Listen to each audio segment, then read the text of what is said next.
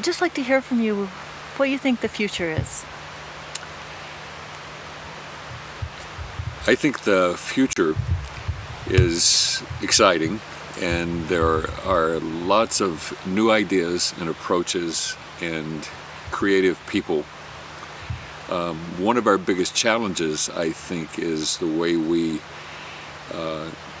observe the world around us and the way we become aware of our watersheds and our communities. And so the future is a huge part of that. We have a tendency to look at the now, and if we stretch it, we might think of the now back 5 or 10 years ago and the now maybe 5 or 10 years into the future.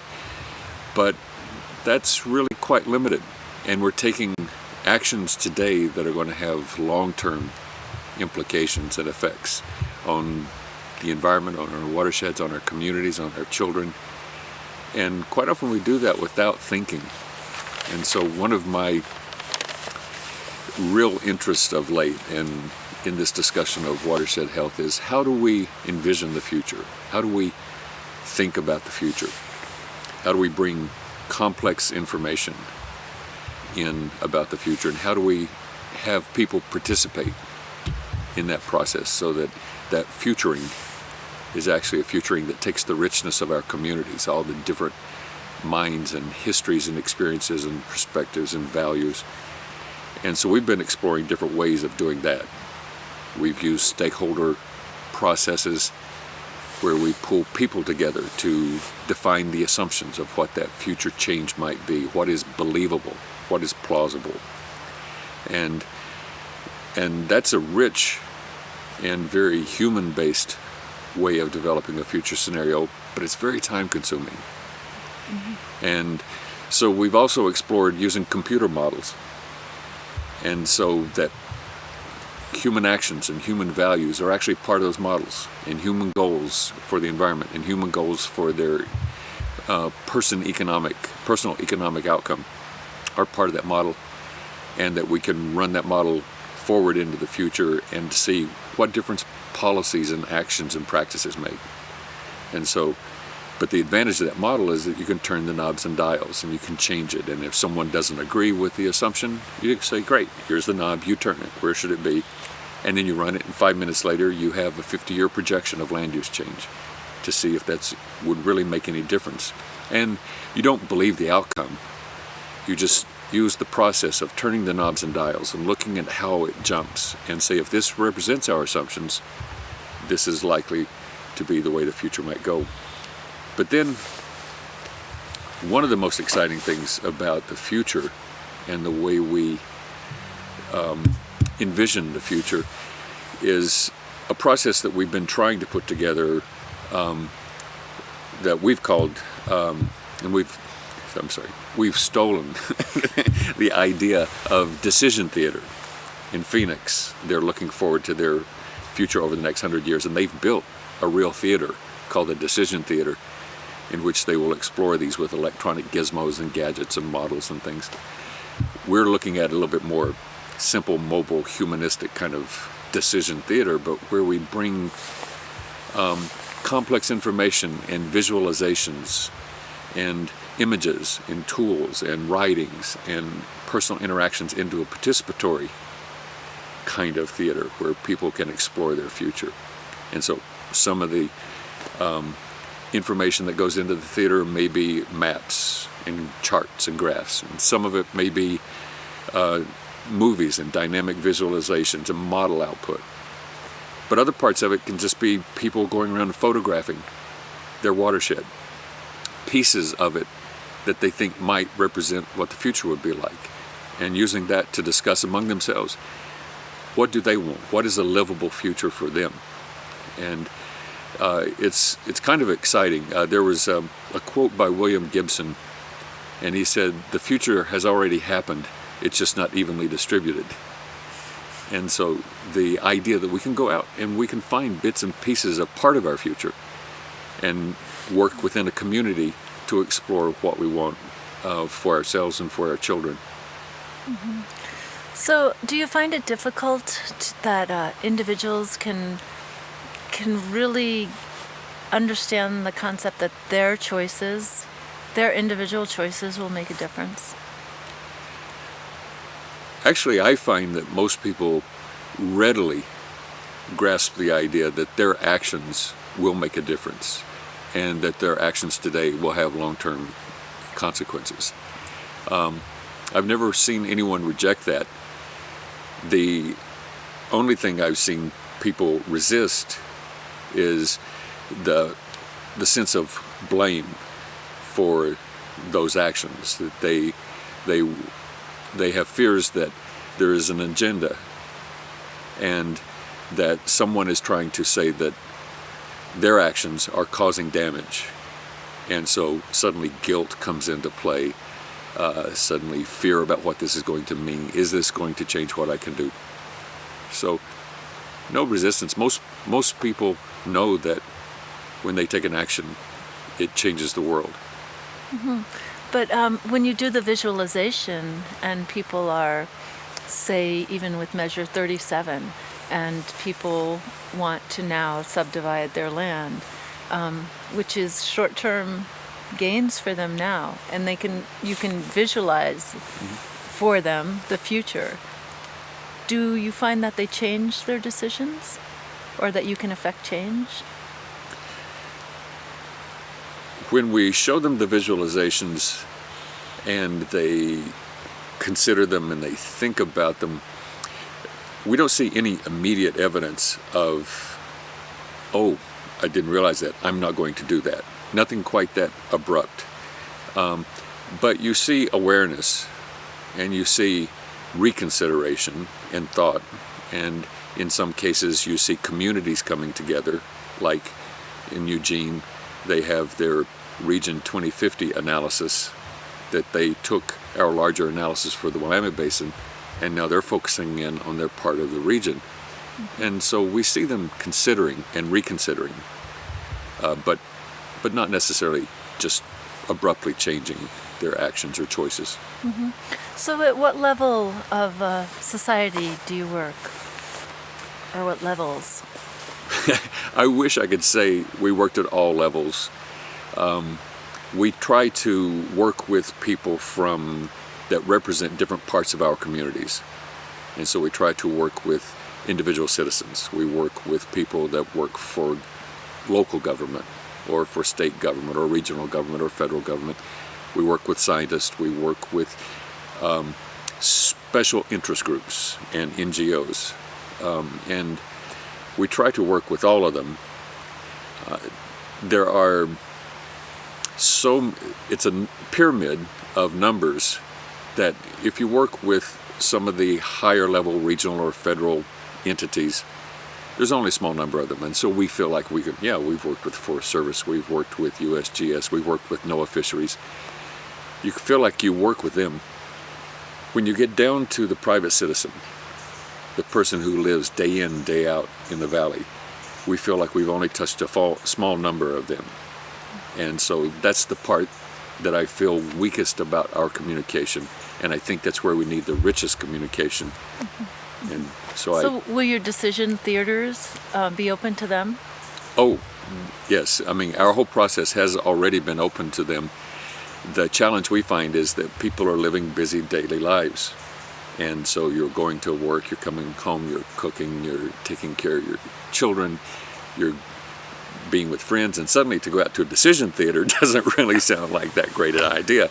I'd rather go to a movie, thank you very much. And so, so they're welcome, but in terms of participation, I think we need a lot of different mechanisms to try to get a voice to people who make day in, day out decisions about our watersheds. Mm-hmm.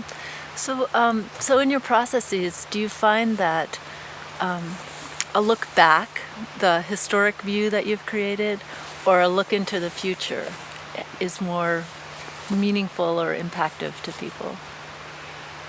Many people that we've dealt with have wondered about the value of looking back to historical conditions or looking forward to future conditions, and we get a variety of reactions to that. And we've had people object to looking back to historical conditions to say that we're just trying to go back in time and recreate the world of Lewis and Clark or earlier, and which is not what we're intending to do. And people that have looked at the future say, that's a crystal ball and the uncertainty is enormous, and you're making assumptions about population growth and other things that are dangerous. They could be self-fulfilling prophecies, so they have fears about being manipulated by future projections. And so we've tried to say they both have value, and we really tried to look at trajectories of change, not the way it was in 1850 or the way it is now or the way it will be in 2050. The question is, what's that trajectory? How is it changing? And so the historical condition is extremely informative about the context, the potential. What are the parts of the system? How have they been? Where are we coming from? And the present is important because it's a complex world. How do we realize really what the condition is in our world today? And then the future, exploring plausible, exploring believable futures, not the extreme wacko enviro or development kind of future, but a plausible, believable scenario for the future is important because it helps us design a more livable future. We're not trying to go back in time. We're trying to go forward in time and create a more functional, ecologically healthy, and human livability in our future. And so I think they're all essential for us to really think about the changes that we're facing. Mm-hmm. So I think what I've seen of the process you use, it really maybe helps people understand the elements of change, because as new people come into an area, they see it for the first time, and I think the tendency is to think that's the way it is. But through your process, have you seen that people open up more to the possibilities of the components of the system that they live? One of the values of this analysis of trajectories of change is that we have observed that people do enjoy expanding their awareness of time, of the way things were in the past and the way they might be in the future. And it's also given them information as to, instead of just saying, oh, the future, and people saying the sky's falling, it's environmental doom, or it's technology can save us all, it's neither of those fairy tales. It's a bounded, plausible exploration of what might be. And they suddenly see, wait a minute, it's not as bad. It's not Armageddon. It's not a disaster. But it's also not utopia. Everything isn't wonderful. It's somewhere in between, and my actions make a difference. And they can decide what end of the spectrum that future might end up looking like. And so it's been valuable in terms of letting people see the consequences of their actions and think about them. And we've shown that for the Willamette Basin anyway, that the changes in natural resources that we've seen since 1850 are far greater. We have lost more than we will probably lose in the next 50 years, even with 2 million more people in the basin. And so the Willamette Basin is still going to be a functional watershed. But we've also shown that if we release some of our current controls and protection and practices, that we'll lose even more. And so these policies do make a difference. That if we relax them and just let market forces or Measure 37 or anything have its way, you eliminate zoning, you let the marketplace drive things, maybe there will be some economic advantages, but there will be some environmental consequences. But most importantly, the kinds of practices that the stakeholders felt were believable conservation and restoration measures not only slowed the rate of decline, they reversed it. And it projected for trout, for fish, for aquatic insects, for wildlife, for water availability. We were actually able to recover 20 to 30% of what we've lost since 1850 through believable restoration and conservation practices. And I think it's important that we convey that to the public, that when they invest, when they commit, when they make sacrifices, it will have a benefit for them. Mm-hmm. I think that's an excellent message, because I think people sometimes people just say, you need to do more, you need to do more. And so what you're indicating is that we have some strong policies in place that are causing recovery. Yeah. Yeah. One of the things that we've seen in our dynamic models is that economic outcomes and social outcomes like housing density and transportation corridors or property values respond very rapidly to economic policies or social policies. Ecological outcomes, on the other hand, respond much, much more slowly to ecological or restoration policies. And so there's a lag. And so if we just have this free-for-all of economic, social, and ecological policy, guess what? The economic and social policies will outstrip the ecological policies every time. And so that's why we need community education, community awareness, community involvement, because they have to balance the short-term actions and short-term responses with the short-term actions and long-term responses. And that's where watershed awareness is so critical. So in your models, you're saying that ecological function will remain with the predicted growth of the Willamette Valley. So your models are showing that we'll have healthy communities. Does ecological function and healthy communities go hand in hand in your book? We have tried to model the ecological responses to human practices and policies and communities. We've tried to model values, community values and property values and distributions of people. We can't really say that they will have ecological functions and healthy communities. We can describe some of the properties of the communities, and if those are desirable, if that's what people consider to be healthy or livable, then we have provided that analysis for them. But I don't think we are at a place right now where we can say this is a healthy community, because that requires a rich information on education, on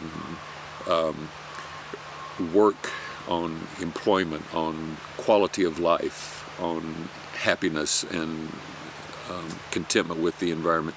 And we don't have that in our model yet. That would be really nice if we could start to build that. And that's why we don't think we can do that very quickly, and we don't have the information necessary to build that model. So that's where the decision theater comes in, that if we take this information to the communities in a decision theater and allow them to then inform us, is this a healthy community? Is this livability to me? And then maybe we can start to provide some of those answers through the people, not through the models.